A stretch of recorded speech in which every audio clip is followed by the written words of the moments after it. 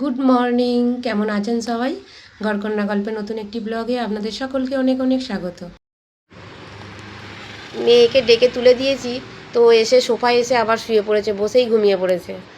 তো আমি বললাম যে বাবু উঠে পড়ো, লেট হয়ে যাচ্ছে, তোমার বেরোতে হবে, রেডি হতে হবে। তো উঠে পড়েছে। তো এইদিকেও ফ্রেশ হতে বললাম, ও স্নান টান করে নেবে। আর আমি এইদিকে ওর জন্য টিফিনের জন্য বানিয়েছি, আজকে বানাচ্ছি কড়াই সেদ্ধ। কড়াই সেদ্ধ বলতে সব রকমই, সবুজ কড়াই বলতে সবুজ গ্রিন কালারের মটর কড়াই, সাদা মটর, গ্রিন ছোলা আর নর্মাল ছোলা, সব মুগ কড়াই, সব রকম একসঙ্গে ভিজিয়ে রেখেছিলাম রাত্রিরে। তো ওটাই আজকে ওকে সেদ্ধ করে দেবো। তার সাথে নানান এই শসা টসা কুচিয়ে দেবো, টমেটো ফমেটো। আর আজকে আমি ওর রেডি হয়ে গেছে, ওর নিচেও চলে এসেছে। আজকের পরিবেশটা দেখুন, খুব সুন্দর পরিবেশ, সবুজ, সব দিকে চারিদিকে সবুজে ঘেরা। এই যে হাতে কি লেগে গেছে সেটাকে নিয়ে বলছে আমাকে একটু জল দাও, আমাকে ছাড়তে হবে। আমি বললাম না, কিছু তুমি এতে সেটা লাগাচ্ছে কেন? এই যে এখানে মোবিল না কি লাগা আছে। আর ওর বাসে হর্ন দিয়ে দিয়েছে, আগে থেকেই বুঝতে পারা যায় বাসে আগে থেকেই হর্ন দেয়। বাচ্চারা না নিচে নিচে এসেছে কি না এসেছে তার আগে থেকেও হর্ন দেয়। আর না এলে একটু ফোন করে নেয় তার আগে থেকেই, না এলে ফোন করে। তো 2 মিনিট দাঁড়ায়, তারপর চলে যায়। আর ও ছাতাটা নিতে ভুলে গেছিলো মেয়েটা। তো আমি মেয়েকে বললাম বাবু ছাতাটা নিয়ে যাও। তো বলে এই জন্য বৃষ্টির দিনে রেনকোট নিয়ে যেতে চায় না ও। পড়া মানে পড়বে ঠিক আছে, সেখানে যে রাখার অসুবিধে, খোলার অসুবিধে, এই জন্য ও ছাতাটাই নিয়ে যায়। আর ওদের 7টা 15 ক্লাসটা মানে প্রেয়ার শুরু হয়ে যায়, প্রার্থনা। আর আমিও এখানে ওকে ছেড়ে দিয়ে যাবো যে একটু 2-4টে ফুল চান করে এসে নিয়ে যাবো। আমাদের বিল্ডিংয়ের নিচেই অনেক ফুল গাছ আছে।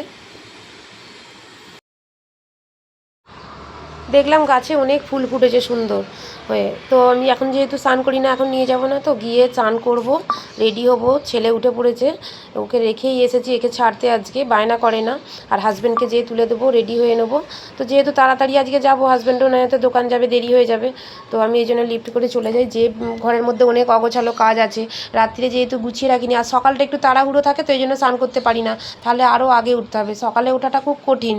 কিন্তু যেহেতু আমরা রাত করে শুই, এই জন্য সকালে ওঠাটা কঠিন হয়ে যায়। আর তাড়াহুড়োর মধ্যে সব কিছু থাকে, সকালটা টিফিন বানানো মেয়ের জন্য, এই জন্য আর হয়ে ওঠে না স্নান করাটা। আর তো ছেলে যেহেতু উঠে পড়েছে, ছেলে আর ওঠানোর কোনো ব্যাপার নেই। আর ওকে খাইয়ে দেবো, আর আমিও যেয়ে স্নান করে নেবো। তো চলুন ঘর ক্লিন করে নিই। নাহলে কি বলুন তো, ক্লিন না হলে আর ঘরটা ছেড়ে যেয়ে আমি আগের কাজ করবো সেটাও হবে না। ঘরের সমস্ত কাজ করে স্নান টান করে তবেই এক জায়গায় বেরোতে পারবো, নাহলে তো বেরোনো সম্ভব নয়। তো চলুন বেরিয়ে পড়ি।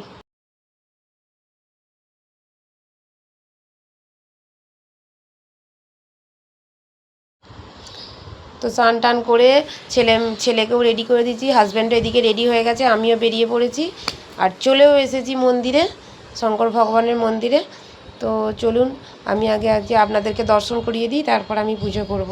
এই যে এখন যেহেতু সোমবার পড়েছে, এই জন্য বাইরেও একটা শিবলিঙ্গ রেখেছে। আর আমার ছেলে মন্দিরের সামনে যে দাঁড়াচ্ছে, আর ভেতরেও একটা শিবলিঙ্গ আছে। ভিড় আছে বলে আমি ঢুকি না, তো আপনাদেরকে দর্শন করিয়ে দিলাম। দেখুন এই যে অনেকে সবাই হাজব্যান্ড ওয়াইফ পুজো করছে। তো আমি এখানে আমার পুজো কমপ্লিট করে একটু বাইরের শিবলিঙ্গকে সব কিছু দিয়ে পুজো করেছি, ভেতরেও তাই করেছি। আর আমি একটু শিবলিঙ্গকে প্রণাম করে নিচ্ছিলাম। আর আমার ছেলে বলছিল আমিও করব। তো কি সুন্দর ও দাঁড়িয়েই করছিল। আর তার সাথে সাথে আমার সাথে দেখা দেখি ওখানেও শুয়ে পড়ছিল। তো হাজব্যান্ডকে বললাম যে তোমার সব কিছু, হাজব্যান্ডও যেহেতু সোমবার করে, তো একসঙ্গে হাজব্যান্ড ওয়াইফ দুজনেই গিয়েছিলাম সোমবার শিবলিঙ্গে। তো বাবার মাথায় জল ঢালতে। আর বাবার মাথায় জল ঢালা মানে, আমরা তারকেশ্বরের মেয়ে যেহেতু, তারকেশ্বরে তো একদম মেলা চলছে এখন, একদম রাজকীয় জমজমাট ব্যাপার। তো আমি ওই রকমভাবে প্রণাম করেছি বলে আমার ছেলেও বলছে প্রণাম করবে। এই জন্য দেখুন ও কীভাবে প্রণাম করছে সুন্দর করে। আর ও খুব, জানেন তো, ও ভগবানের প্রতিটা গান মুখস্থ। আর আমাদের বাড়িতে প্রতিদিন টিভিতে ওই একই জিনিস চলে, সব যত রাজ্যের ভগবানের গান চলবে। আমার ছেলের ওই প্রিয় জিনিস পেপা পিগ আর হানি বানি, আর ওই ভগবানের যত গান টিভিতে, আর অন্য আদার্স কেউ দেখতে পাবে না। তারপর তো পুজো দেওয়া হলো, পুজো টুজো দিয়ে আর বাড়িতে চলে এলাম। চলে এসে একটু সকালে সবাইয়ের জন্য, সকালে বলতে একদম দুপুরের জন্য হাজব্যান্ডকেও একটু কড়াই সেদ্ধ দিয়ে দিয়েছিলাম। একটু রেখে দিয়েছিলাম। হাজব্যান্ডের কড়াই সেদ্ধ খেয়ে আমাদেরকে ছেড়ে দিয়ে চলে গেছিলো। আর তার সাথে সাথে আমি কটা লুচি পরোটা বানিয়ে নেব। যেহেতু আমি এখানে লুচি পরোটা বলতে আমি খাবো না, আমি একবার ফল কি সাবুদানা মুগ ডাল বা ভেজা এইগুলো দুপুরে কি একবার খাই, আর রাত্রিরে একদম সূর্য ডোবার পর একদম রাত্রিরে যা খাওয়ার একবারে খেয়ে উঠে পড়ি। এইরকম আমি এই শ্রাবণ মাসের সোমবারগুলো এইভাবেই করি। আজকে একটু লুচি পরোটা করব আর মিক্স ভাজি, তার সাথে একটু কুমড়োর তরকারি বানাবো। যেহেতু আজকে দুধ খাবো না, তো এই জন্য আর সিমুইটা বানাবো না, যদি একটু সুজি বানাই তো বানাবো, ব্যাস এইটুকুই আজকের মেনু থাকবে।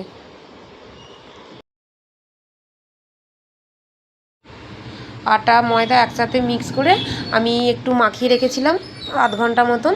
তারপর এই যে লুচিগুলো একটু ভেজে নেবো। লুচিটা তেলটা গরম করতে দিয়েছিলাম, গরম করে আমি এদিকে এগুলো রেডি করছিলাম, তার সাথে সাথে দেখলাম তেলটা একটু বেশি হয়ে গেছে, এই জন্য লুচিগুলো খড়ে যাচ্ছে। একটা একটা করে সব কটা লুচি ভেজে নেব, তারপর বাকি পরোটাগুলো ভাজবো। লুচিগুলো ভালোই ফুলছে। তো যাই হোক, আমরা যেহেতু তারকেশ্বর ছোটোবেলা থেকেই যেতাম, ছোটোবেলা থেকে মায়ের সাথে তারকেশ্বরে পুজো দিতে যাওয়া, জল ঢালা বাবার মাথায়। তারকেশ্বর আমাদের আমার বাপের বাড়ি থেকে 6 কিলোমিটার, ওই 15-20 মিনিট লাগে বাসে।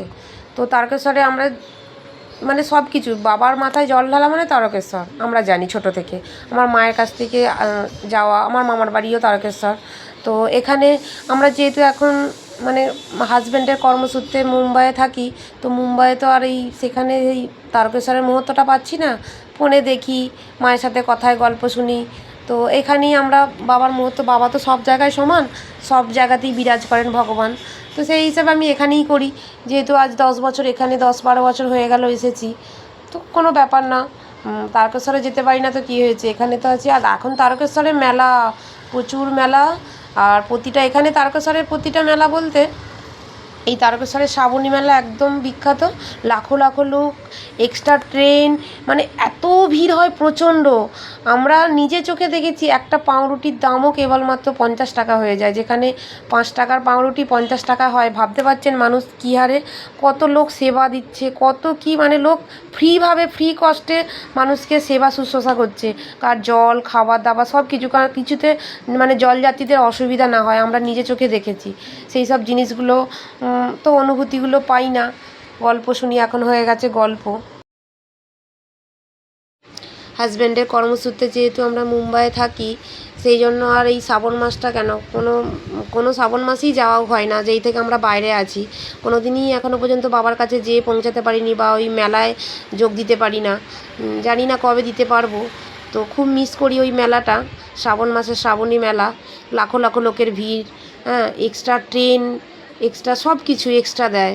তো সেখানে মানে যে এই তারকেশ্বরে বাবার মাথায় জল ঢেলেছে, তো তো সে তার মহত্ব জানে, বা সে চেষ্টা করে, আপ্রতভাবে চেষ্টা করে যাওয়ার জন্য ওই বাবা তারকনাথের মন্দিরে। এমনকি একটা সোমবার ছুটিও থাকে স্কুল কলেজ থেকে। তো যাই হোক, খাওয়া দাওয়া, ছেলে মেয়েকে খাওয়া দাওয়া করিয়ে হাজব্যান্ডও খেয়ে বেরিয়ে গেছে, আর বিকালে আমি একটু বেরিয়ে পড়েছি। আর আমিও একটু দুপুরে নিয়েছিলাম মুগ ডাল আর সাবুদানা ভেজানো। আর মেয়ের আজ সোমবার, টিউশন আছে, এই জন্য মেয়েকে নিয়ে বেরিয়ে পড়েছি বৃষ্টির মধ্যেই ছাতা নিয়ে। টিউশন আছে, টিউশনে ছাড়তে হবে, যেহেতু ম্যাথস পরীক্ষা আছে, এই জন্য আমি নিয়ে বেরিয়ে পড়েছি। স্যার এখন পরীক্ষা চলছে, আর আমরা বাসেই যাচ্ছি আজকে। আর বাসে ওঠার সাথে সাথে এতটা পরিমাণে বৃষ্টি চলে এসেছে, ভাবলাম বাড়ি থেকে না বেরোলেই হয়তো ভালো হতো। দেখছেন কিভাবে বৃষ্টি হচ্ছে। রাতে ছেলে মেয়ের জন্য একটু খিচুড়ি বানিয়েছিলাম, আর আমাদের দুপুরের খাবার ছিল, কটা লুচি বানিয়ে নিয়েছি খালি। আজকের ভিডিওটা ছিল এই পর্যন্ত। ভালো লাগলে লাইক, শেয়ার, কমেন্ট ও সাবস্ক্রাইব করে পাশে থাকবেন। Bye bye.